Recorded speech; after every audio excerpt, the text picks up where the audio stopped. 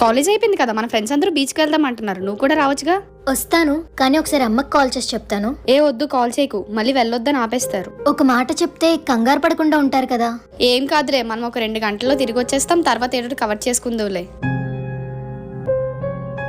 బుజ్జమ్మా, బుజ్జమ్మా, దేవుడా పాప కనిపించట్లేదు, ఎక్కడికి వెళ్ళిందో? బుజ్జమ్మా, అమ్మా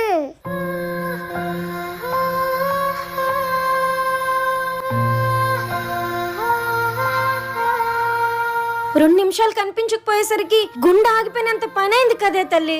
ఒకవేళ ఇప్పుడు నేను కూడా కనిపించకపోతే మా అమ్మ ఇలానే వెతుక్కుంటుందేమో. పదవే వెళ్దాం. నేను రానే, మీరు వెళ్ళండి. ఇప్పుడే వస్తానన్నావు కదా, ఏమైంది? మా అమ్మ గుర్తొచ్చింది.